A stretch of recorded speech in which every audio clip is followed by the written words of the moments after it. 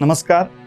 आपण शास्त्रींच्या मधुर वाणीतून ज्ञानेश्वरी भावकथेला भरभरून प्रतिसाद दिला आहे. या ज्ञानेश्वरी प्रचार महायज्ञात कुटुंब व मित्र परिवारासह सहभागी होऊन ज्ञानेश्वरीचा आशीर्वाद घ्यावा. या अतिरिक्त वाचनाची आवड असेल तर डॉक्टर न्यायाचार्य नामदेव महाराज शास्त्रींची पुस्तके पेपरबॅक व ईबुक फॉर्मॅटमध्ये उपलब्ध असून त्याची लिंक माझ्या डाव्या बाजूला स्क्रीनवर दिलेली आहे. अधिक माहितीसाठी व्हिडिओचे डिस्क्रिप्शन पहा. अवश्य वाचा व सुखी व्हा. धन्यवाद.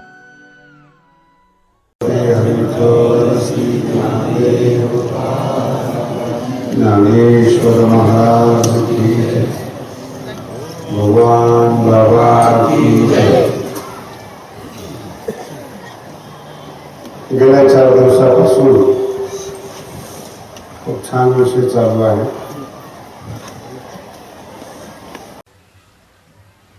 या विश्वाचं सार, मानवी जीवनाचं सार आणि जगण्याचं सार काय आहे त्याच्यावर आपला विषय चालू आहे. काय अजरामर राहतं या जगामध्ये, आपण गेल्यानंतर काय शिल्लक राहतं. काही वर्ष आपली संपत्ती शिल्लक राहते, काही वर्ष आपले फोटो राहतात. हळूहळू हळूहळू इतिहास जमा होतात आणि 4-5 पिढ्या संपल्या की मग खापर पंजोबा, मग त्या पुढच्या तर आठवत नाही आपले वंशज, मग नंबर येतात. मग खापर पंजोबापर्यंत ठीक आहे, पण नंतर मग नंबर येतात. काय नंबर येतात? 8वी पिढी, 9वी पिढी, म्हणजे त्याला शब्दच आहे ना. खापर पंजोबा नाही, आजोबा नाही, काही नाही, असं परंपरेने येतात ते. मग 10वी पिढी, 14वी पिढी, 15वी पिढी, आणि त्यांच्याच घराण्यात जन्माला आलेल्या लोकांना ते असं क्रमशः नाव सांगता येणार नाही. दुसरं कोण, तिसरं कोण, चौथं कोण. 14 पिढ्या झाल्यात. महाराज कशाला डोकं खाता. शिल्लक राहते ती वाणी राहते, शिल्लक आवश्यकता आहे. मग त्या वाणीमध्ये किती घटक असतात, थोडं वाढवावं जरा. वाणीमध्ये किती घटक असतात ते समजणं फार गरजेचं असतं. मग मी कालपर्यंत तुम्हाला सांगितलं की वाणीमधले जे घटक आहेत ते प्रत्येकाचे वेगळे वेगळे आहेत. कवितातला राजा वेगळा, कविता करण्यामध्ये जो एक्सपर्ट असतो तो राजा वेगळा असतो. शब्दातला खेळ करणारा राजा वेगळा, विनोदातला राजा वेगळा. हे सगळं वाणीचाच चमत्कार आहे. अतिशय कठीण अध्यात्म सांगण्यासाठी कडवी बुद्धी ज्याला लागते ना, तो अध्यात्म वेगळा.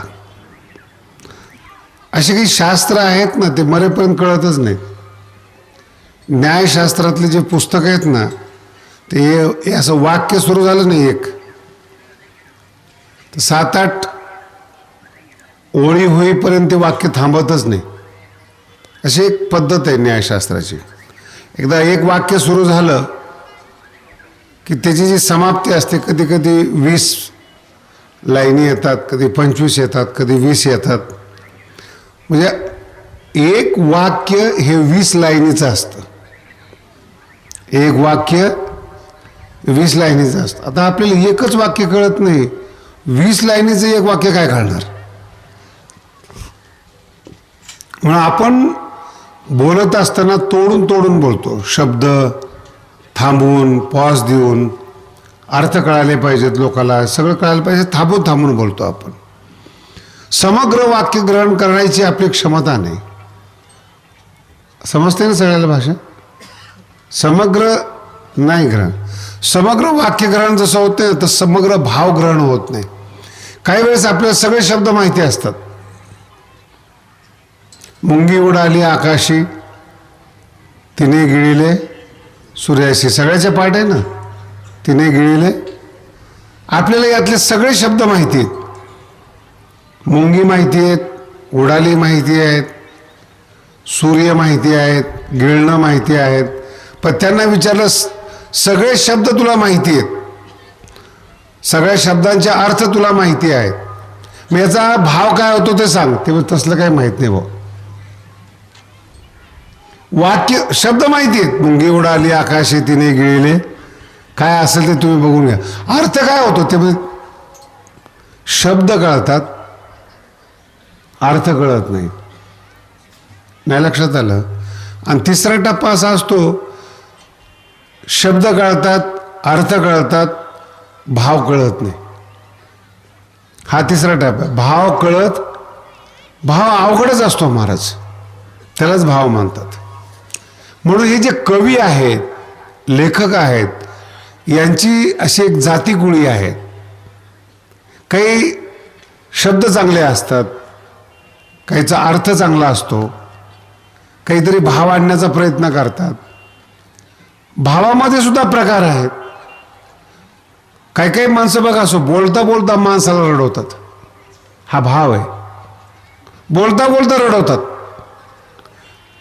मी तर अशी कथाकार पाहिलेत, प्रवचनकार पाहिलेत की सीतेचा विरह सांगत असताना सगळा मंडपच रडायला लागतो. मला कधी कधी कळतच ते सीता गेली कुणाची, दुःख झालं कुणाला, सगळा मंडप रडतो. कीर्तनकार रडतो, सांगणारा रडतो, ऐकणारे रडतात, हे सीते, हाय सीते वगैरे वगैरे. हा भाव आहे, दुःख व्यक्त करणारा भाव. काही हसवतात, एका शब्दामध्ये सगळा मंडप हसायला लागतो, हा भाव आहे. ज्ञानोबांचा जो भाव आहे ना, तो फार वेगळा भाव आहे. इथपर्यंत एक मर्यादा आहे, त्याला आपण फार फार तर वेगळ्या पद्धतीने म्हणू. रसभरीत वर्णन करणारे, अर्थयुक्त शब्द वापरणारे कवी असतील, लेखक असतील. म्हणून काही काही अजरामर काव्य आहे, अजरामर काव्य, त्याला म्हणजे पर्याय नाही काय. तर किती वेळा ऐका, काही ऐका. ज्ञानोबांची जी विशेषता आहेत, त्याची पहिली विशेषता मी तुम्हाला काल सांगितली. पहिली विशेषता आहे की वाणीनं तप केलेलं आहे. वाणीनं तप केलेलं आहे. बाकीच्या लोकांच्या वाणीनं तप नाही केलेलं का? नाही, त्यांच्या बुद्धीनं अभ्यास केलेला आहे. फरक लक्षात येतो. त्यांच्या बुद्धीनं अभ्यास केलेला आहे. मग अभ्यास करणारी वाणी, संवेदनशील असणारी वाणी, अर्थयुक्त असणारी वाणी, असे फरक पडतात. काही लोक बोलतात ठीक आहे, अर्थप्रधान बोलतात ठीक आहे, रसभरीत बोलतात. रस म्हणजे मी मगाशी सांगितले तुम्हाला, भाव या शब्दातून. नवरसी भरवी, रडायला आलं की सगळं रडणं, हसायला लागलं की सगळं हसणं, वाईट वर्णन करायला लागलं की माणूस भिणं, वीर रस निर्माण करणं. हे पवाडे गाणारे लोक असतात ना, हे रसनिर्मिती करतात, वीरस. असं वाटतं बसलेल्या माणसाला आत्ताच उठून तलवार घ्यावी, आणि त्याचा पवाडा संपला की बायको सांगते पीठ घेऊन या,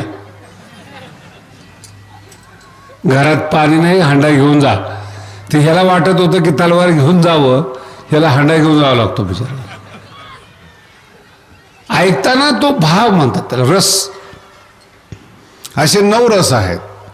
हा जो ज्ञानोबांचा वर्ग आहे ना, तो वेगळा वर्ग आहे.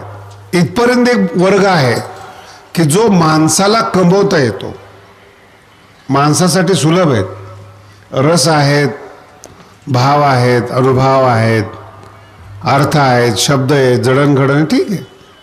ज्ञानोबांची जी क्वालिटी आहे, गुणवत्ता आहे, ती वेगळी. ज्ञानोबा वाचेचं तप करतात, हे काल तुम्हाला पटवून दिलं. ज्ञानोबांच्या व्यक्तिमत्वाचा दुसरा पैलू असा आहे, बाजू असा आहे, ज्ञानोबाराय हे योगी आहेत. हा दुसरा टप्पा आहे त्यांच्या व्यक्तिमत्वाचा. त्यांची वाणी म्हणजे काय ते सांगतो बरं का. ज्ञानोबांच्या व्यक्तिमत्वाचा दुसरा टप्पा म्हणजे ते योगी आहेत. योगी म्हणजे काय? आपल्या डोळ्यांनी समोरचा पदार्थ दिसतो, यंत्राने त्यातले परमाणू दिसतात, आणि योग्याला पदार्थाचं विश्लेषण करता येतं, त्याला योगी म्हणतात. आजचं दिसतं असं नाही. योगी समाधीमध्ये बसलेला आहेत आणि त्याला असं वाटलं की 1 वर्षाने काय होणार आहे या ठिकाणी, तो सांगू शकतो, तो योगी. आत्ताच्या भाषेमध्ये वेगळा शब्द आहे, सिक्स सेन्स म्हणतात त्याला. तो सेन्स नसतो, तो ॲक्च्युली वाटत असतं त्याला, ते ज्ञान नाही आहे ते. पण प्रत्यक्ष ज्ञानामध्ये, न्यायशास्त्रामध्ये योग्याचं जे सांगितलेलं आहे ना, ते वेगळंच ज्ञान सांगितलेलं आहे. योग लक्षणा प्रत्यासत्ती म्हणून आहे. योगी लोकांसाठीच आहे ते. त्यांना जर परमाणू पाहायचा असा तर लगेच दिसतो. ह्या जरा एक जटिल प्रक्रिया आहेत. एवढ्या खोल कळण्यापेक्षा साधी ओवी सांगतो तुम्हाला. बसलेला योगी, त्याला वाटतं अमेरिका पहावी, समुद्रा पहिलं गडीलं देखे, त्याचं नाव आहे योगी. समुद्रा पहिलं गडीलं स्वर्गीचा आलोचू ऐके. मुंगी चाललेली आहे, तिच्या मनात काय चाललं ओळखतो तो योगी. मनोगत ओळखे मुंगीच योगी. ज्ञानोबराय वाचेचं तप केलेलं आहे करोडो वर्षाचं. दुसरं ज्ञानोबरांचा साक्षात्कार आहे योग्यांचा. आणि तिसरी कृपा आहे गुरुकृपा. हे तीन कोणामध्येच जमत नाहीत बरं का. अजूनपर्यंत पृथ्वीवर संत जन्माला यायचा आहे की जो ज्ञानोबरांच्या नखाची बरोबरी करू शकेल. नखाची बरोबरी. योगी असेल, माझा बोलण्याचा अर्थ आहे का, योगी असेल, तत्वज्ञानी नसेल. तत्वज्ञानी असेल, योगी नसेल. तत्वज्ञानी आहे, योगी आहे, कवी नसेल. आपण जेवढ्या साधूच्या घरात फोटो लावतो ना, हे प्रवचन झाल्यानंतर चेक करून बघा कशामध्ये मोडतो आपला साधू. तत्वज्ञानी. काही लोक खूप कठीण बोलतात, तत्वज्ञानी. काही लोक काहीच करत नाहीत पण फोटो आहेत का, योगी आहेत पण तत्वज्ञानी नाही. योगी आहे पण तत्वज्ञानी नाही. नाही म्हणजे महाराज आम्ही असं शोधूनच काढला, जो तत्वज्ञानी आहेत, योगी आहे, कवी आहे. तुमचं काय म्हणणं आहे, भक्त नाही. हे ज्ञानोबरांचा चौथा गुणधर्म आहे. योगी आहे, भजन करत नाही. तत्वज्ञान आहे, भजन करत नाही. कवी आहे, भजन करत नाहीत. ज्ञानोबरांमध्ये चारही गुण आहेत. अभंग ज्ञानोबरांनी लिहिलेत. भक्त आहेत ज्ञानोबराय. पहिला टप्पा. दुसरा टप्पा, ज्ञानोबराय तत्वज्ञानी आहेत. जगातले सगळे वाद अनुभवामृतामध्ये आणलेले आहेत. ईश्वर कसा आहे, जगाची उत्पत्ती कशी आहेत, किती घटक जगामध्ये लागतात, सगळं ज्ञान अनुभवामृतमध्ये आलेलं आहे. तत्वज्ञानी आहेत. पदार्थ कळतात का, योगी आहेत. आणि हे सगळं सांगता येतं का, कवी आहेत. अतिशय दुर्मिळ गोष्ट. मी का तुम्हाला सांगतो माहिती आहे का, ज्ञानोबराय समाधीला बसत असताना 22 वर्षाचे ज्ञानोबराय, वय 22, समाधीला बसत असताना सगळ्यांच्या डोळ्यातून अश्रू येतात आणि रुक्मिणी प्रश्न विचारते, काय तुम्ही एवढे सृष्टीचे मालक, जगाचे मालक, पण 22 वर्षाच्या मुलासाठी तुम्ही रडताय. आणि मग त्याचे शब्द कितके गोड आहेत महाराज. अभंग पाठ असेल पण अर्थाकडे लक्ष द्या. देव म्हणती रुक्मिणी, ना तुमचा संवाद आहे ना आपला संवाद आहे. हा पहिला टप्पा आहे बरं का. माणसाने केलेला संवाद नाही. एक जगन्माता आहे रुक्मिणी आणि एक जगदीश्वर आहे. सांगणारा कोण आहे, जगदीश्वर. ऐकणारी जगन्माता. किती उच्च संवाद आहे. हे आपली लेवल जाते का तिथपर्यंत. आणि प्रश्न विचारती आणि त्याचं उत्तर आहे, देव म्हणती रुक्मिणी, हाच एक योगी देखिला नयनी. सृष्टी निर्माण झाल्यापासून आतापर्यंत हाच एक योगी, भगवंत म्हणतात मी डोळ्यांनी पाहिला. हाच एक योगी देखिला नयनी. का म्हणून पाहिला, सगळे योगी झाले, स्वतःची पूजा करून घेतात, स्वतःचे मंदिर बांधून घेतात, स्वतःला सिद्ध समजतात, पण लोकोपयोगी कार्य करत नाही. अजून अर्थ कळाला नाही. लोकोपयोगी कार्य म्हणजे काय, लोकाला शहाणा करत नाही. गरज भागवतात. माझा अर्थ लक्षात ठेवा, काय बोलतो, गरज भागवतात. मेलाय माणूस, चांगदेवाकडे गेले की तो चांगदेव जिवंत करायचा. मेलेला माणूस जिवंत होतो चांगदेवाकडे, बरोबर. अरे पण पोटा पाण्याचं काय, त्याचं बुद्धीचं काय, त्याचं घराचं काय. मेलेला माणूस जिवंत केला, जिवंत केल्यानंतर तो पुन्हा पाया पडायला येणार. तुमच्यामुळे जिवंत झालो, भक्तच झाला तो. पण माणूस ज्याच्यामुळे जिवंत झाला ते चांगदेवाने कुणाला शिकवलं नाही. हा उणीव आहे. काय ज्ञानोबारांची विशेषता आहे बोलण्याची ती तुम्हाला सांगतोय. वाणी ज्ञानोबा आहे म्हणजे काय हे कळणं खूप अवघड आहे. मला पण कधी कधी ऐकणारे श्रोते नाही मिळत. अवघड आहे खूप ऐकायचं. ठीक आहे, माणूस जिवंत केला.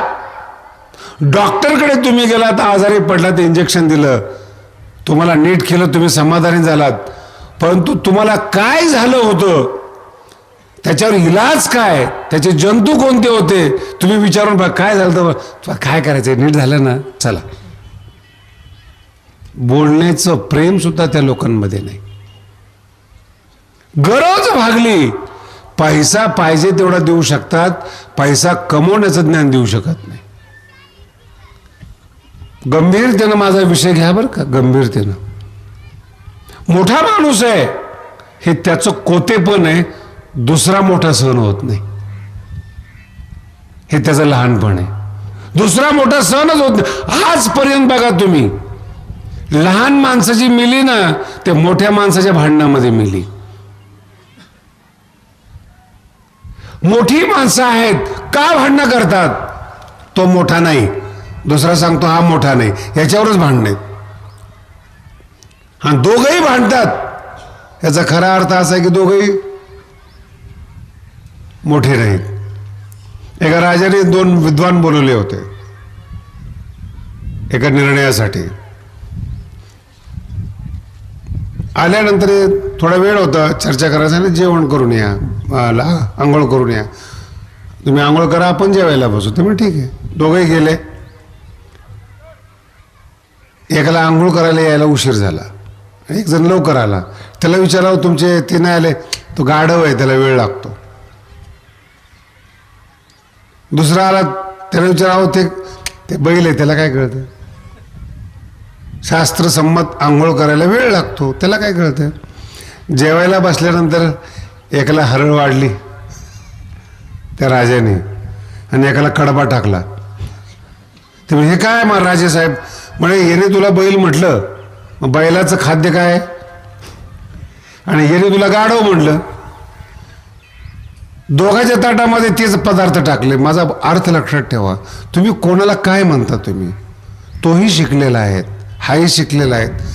मन मोठं नाही आहे, बुद्धी मोठी आहेत, शिक्षण मोठं आहेत, पण दुसऱ्याला मोठं करण्याची अवलाद नाही.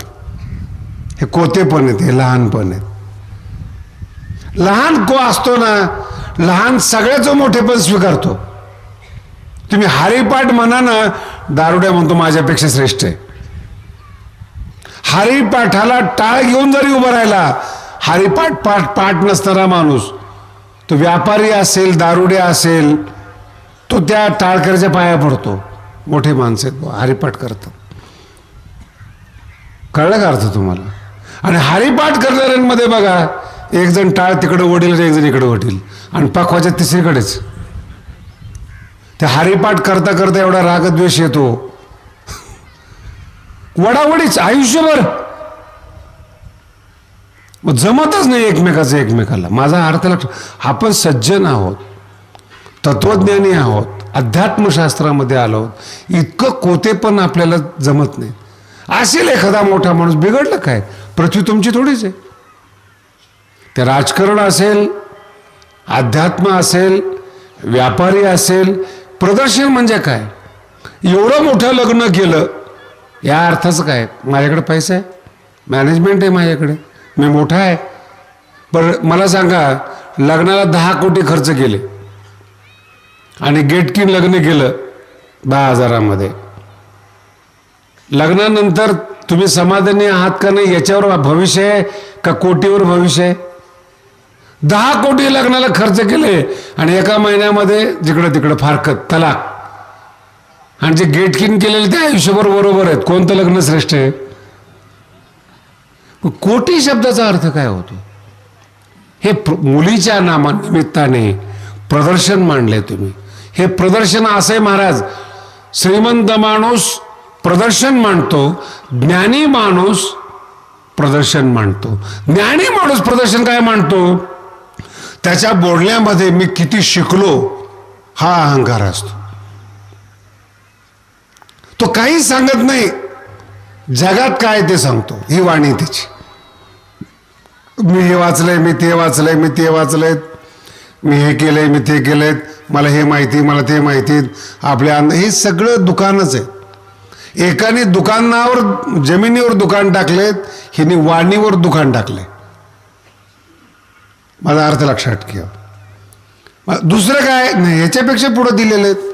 तपस्वी लोक जे आहेत ना, ते दाढी वाढवतात, केस वाढवतात, जटा करतात, अंगाला भस्म लावतात, सगळं मान्य.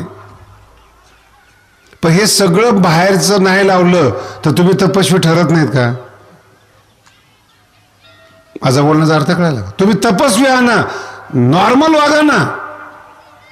काय गरज आहे तुम्हाला सगळं आम्ही तपश्चर्या? हा मेकअपच आहे, हेला म्हणतात दुकान. तुम्ही काहीतरी वेगळे आहात हे दाखवणं म्हणजे दुकान. वाणीनं दाखवा, प्रदर्शनाने दाखवा, आचरणाने दाखवा, हे दुकान आहे. ज्ञानोबांनी ह्या सगळ्या लोकांना वृद्ध झालेली वेश्या म्हटलेलं आहे. काय म्हणलं ज्ञानोबा यांना? पटतंय का नाही तुम्ही बघा.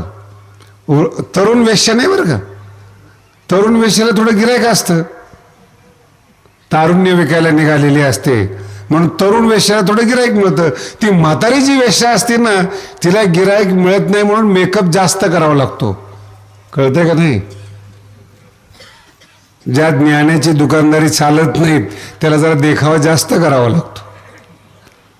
मी ज्ञानी आहेत, मी संत आहेत, मी तपस्वी आहेत, मेकअप जास्त करावा लागतो. ओव्हरटेक त्याला म्हणतो. म्हणे महाराज तुम्ही मनातलं बोलता का नाही? ज्ञानोबांची ओवी आहेत. अंग बोल माखोणी तपे, ज्ञानोबा सांगतात. अंग बोल, शरीर आणि शब्द माखोणी तपे, विकावया आपणपे, स्वतःला विकण्यासाठी. अंगहीन पडपे जे आपरे.